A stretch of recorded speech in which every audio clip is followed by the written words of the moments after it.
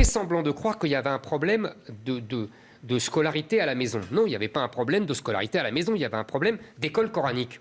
Il est trop malin, le président Zemmour, qui balance l'État quand il fait ce qu'il souhaite le voir faire. Rien que pour remonter toutes ses proies et provoquer avec sang-froid le plus chaud des affrontements, la guerre civile la plus vile. Pas du tout. Pour noyer le poisson. Exactement, pour noyer le poisson islamique. Bon.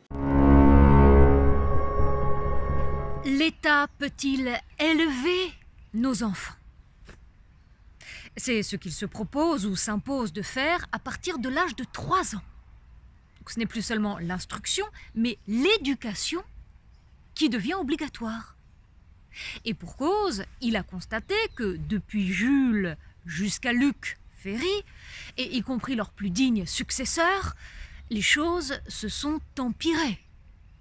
L'alphabétisme et le civisme se sont quand même sérieusement détériorés. Sans parler du niveau général qui a considérablement baissé, échec de partout et surtout en maths. La France n'est plus ce qu'elle était. Ses principes élémentaires ne sont même plus respectés. On n'ose même plus se prononcer sur l'état de l'éducation, dont la faillite est nationale, surtout sur le plan éthique et moral.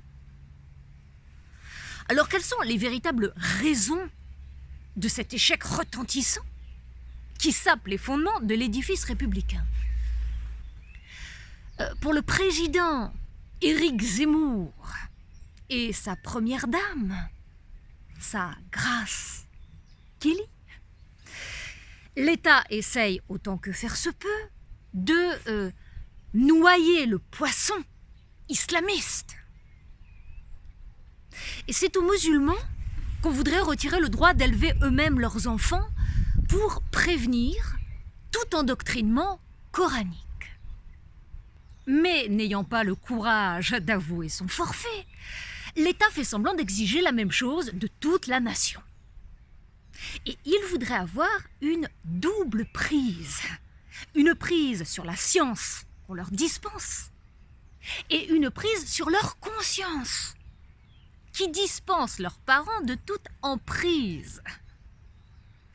Mais voilà qu'il fait ou refait de nouveau marche arrière sous la pression des Français de souche qui, eux, ne sont pas du tout d'accord pour qu'on leur retire l'eau de la bouche rien que pour botter en touche.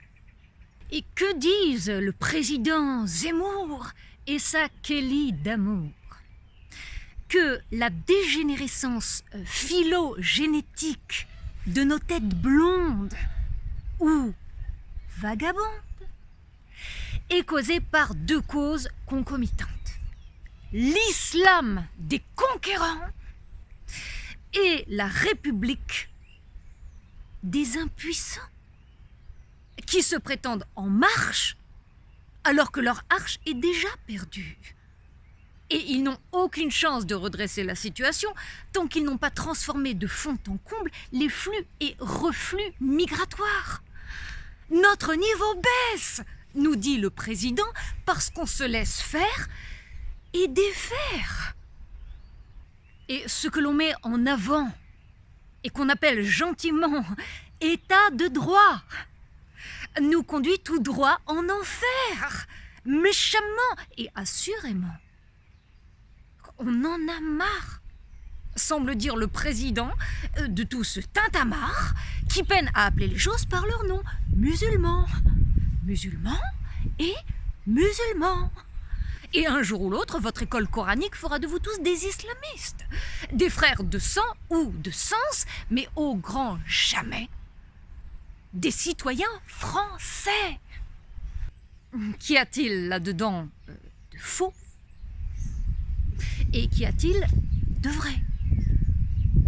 En tout état de cause, une majorité de Français est à 2 doigts d'épouser les mêmes thèses, d'éprouver les mêmes malaises. À 2 doigts, probablement pour la prochaine déchéance de 2022. Parce qu'on lui passe en boucle quotidiennement le même discours, celui du président Zemmour.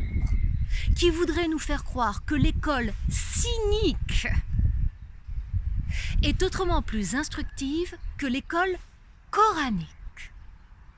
Parce qu'elle dit les choses comme elles sont, que nous sommes, avant et après tout, des chiens.